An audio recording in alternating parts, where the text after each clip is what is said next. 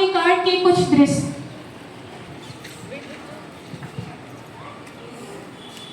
I don't like क्रांतिकारी भूखे नंगे कहीं के। I don't like क्रांतिकारी भूखे नंगे कहीं के।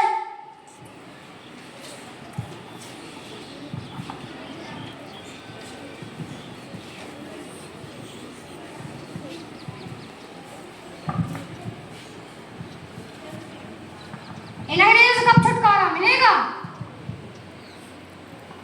इन्होंने तो नाक में दम कर रखी है। इस तरह वार्तालाप से कुछ नहीं होगा, हमें आगे आना ही होगा।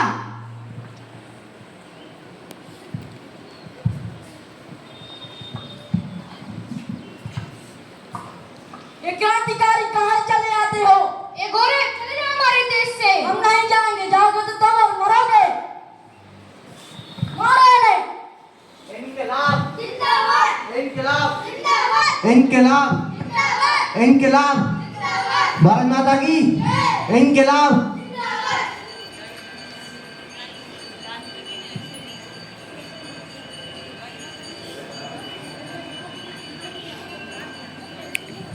इतनी समय से तुमने खजाना लूट रखा है, इतना काफी नहीं है अंग्रेजों को लूट जुटाने के लिए। सही कह रहे हो। ये मेरी पिस्तौल देख रहे हो? न जाने कितने अंग्रेजों को इसमें धूल चढ़ा चुकी होगी। इन अंग्रेजों को शिकंजा कसता ही जा रहा है।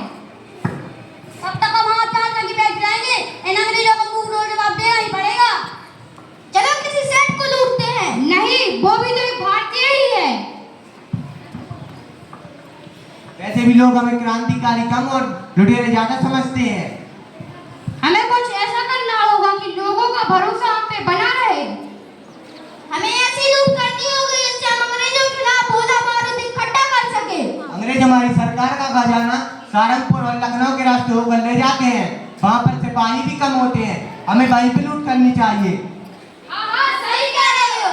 छत्रपति की तमन्ना अब हमारे दिल में है, देखना है जोर कितना बाजुओं का दिल में है। इनकलाब जिंदाबाद, इनकलाब जिंदाबाद, भारत माता की जय, भारत माता की। जा जाके देखो कौन आया है। माँ साहिल भाई आए हैं। साहिल बेटा अंदर आ जाओ। नमस्ते आंटी। नमस्ते बेटा। साहिल बेटा तुम थोड़ा टाइम गुड़िया के साथ खेल लो, मैं किटी पार्टी में जा रही हूँ। जी क्यों नहीं जी, मेरी छोटी बहन जैसी तो है। चलो गुड़िया आगे ले दे।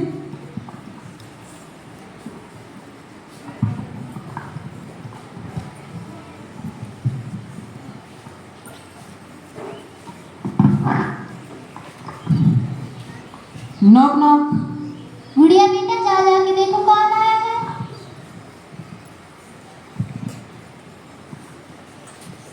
साहिल भाई आए हैं माँ।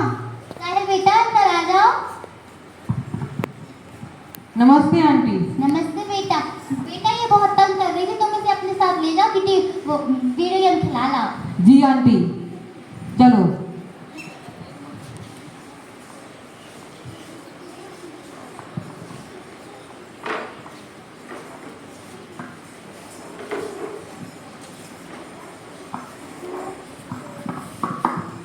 लो गुड़िया गेम खेलो। गुड़िया ओ गुड़िया, गुड़िया ओ गुड़िया, गुड़िया। मुझे नहीं खेलना है गेम, पकड़ो। माँ मुझे आपको कुछ बताना है। बेटा मुझे पहले खाना बना लेने दो, फिर बताना। लेकिन माँ मुझे बताना है। क्या टीवी देखना है? जा जाके देख ले। Knock knock. जा जाके देख कौन आया है। साहिल आया है माँ। साहिल बेटा इतनी रात को क्या हुआ? आंटी मेरे मम्मी पापा कुछ काम से बाहर गए हैं, मुझे घर में अकेला लग रहा था तो मैं गुड़िया को लेने आई हूँ वीडियो गेम खेलने के लिए। अभी बेटा इतनी रात को उसके पापा आने वाले होंगे, वो भी डांटेंगे। चलो ऐसा करो, उसे आधे घंटे बाद वापस छोड़ जाना। जी आंटी, लेकिन आंटी वो मुझे देख के तो बाहर अंदर भाग गई। तो बुला लो उसे, बोलो माँ ने खेलने के लिए बोला है। जी आंटी। अभिमन्यु जो केवल 16 वर्ष के थे, उनके युद्ध को दर्शा रहे हैं कि किस प्रकार उन्होंने महाभारत में दुर्योधन, दुशासन, अश्वत्थामा, शकुनी, कर्ण और द्रोणाचार्य इन 6 महारथियों के सामने चक्रव्यूह का भेदन करके अपने युद्ध कला को दिखाते हुए वीर गति प्राप्त की। भाइयों, आज द्रोणाचार्य ने चक्रव्यूह की रचना की है, जिसे भेदना बहुत ही मुश्किल है। हाँ माताश्री, यह तो बड़ा ही चिंता का विषय है। आज का युद्ध हम कैसे लड़ेंगे? हाँ, अर्जुन भी इस युद्ध भूमि से बहुत दूर है। हाँ, चक्रव्यूह भेदना आता है। हाँ हाँ।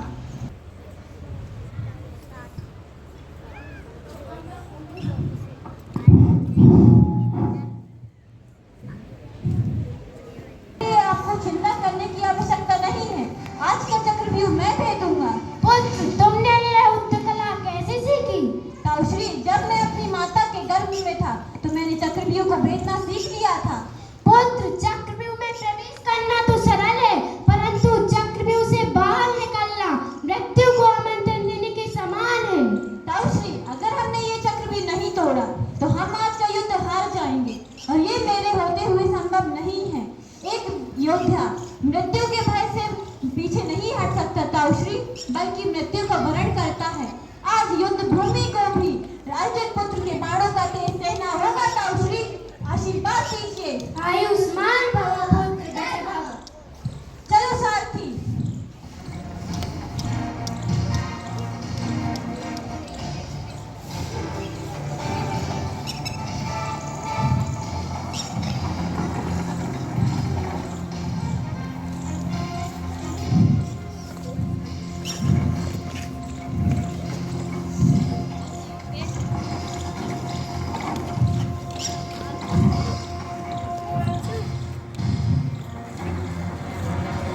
आओ आओ अर्जुन पुत्र, इस मृत्युव्यूह में तुम्हारा स्वागत है।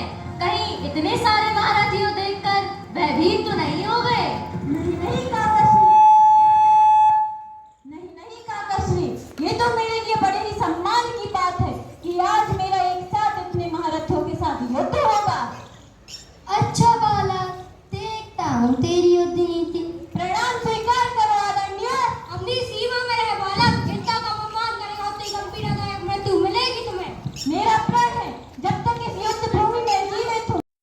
वो है श्रवण कुमार, जो महान पितृभक्त थे, उन पर बेस ये ड्रामा है। तो फर्स्ट पार्ट में है दृश्य 1, माता पिता श्रवण का संवाद।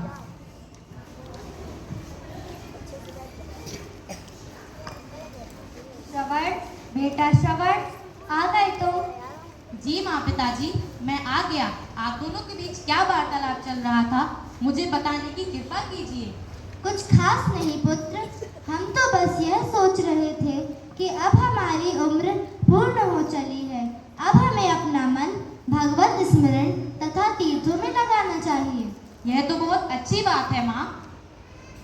पुत्र, हमारी बहुत इच्छा है कि हम तीर्थ यात्रा पर जाएं, परंतु इन ठहरे, भला यह कैसे संभव है? आप दोनों चिंता मत कीजिए माँ पिताजी, आप दोनों तो सिर्फ यात्रा पर जाने की तैयारी कीजिए। मैं अभी यात्रा पर जाने का प्रबंध करके आता हूँ। पश्चात श्रवण के मन में एक युक्ति आती है। वह 2 टोकनियां लाता है और रस्सी के सहारे उन्हें बांधकर कावड़ बनाता है और उसमें अपने माता पिता को बिठाकर अपने कंधे पर वह कावड़ रखकर यात्रा प्रारंभ करता है। ठहरो पुत्र, ठहरो।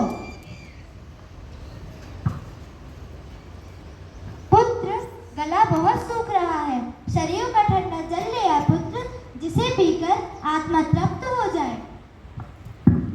मैं अभी लाता हूँ माँ। हम कितने भाग्यशाली हैं देवी कि हमें श्रवण जैसा अनमोल रत्न प्राप्त हुआ, जिसकी चमक से सारा संसार चमक उठा है। मैं ईश्वर से प्रार्थना करूंगी कि हमारी उम्र भी हमारे पुत्र को लग जाए।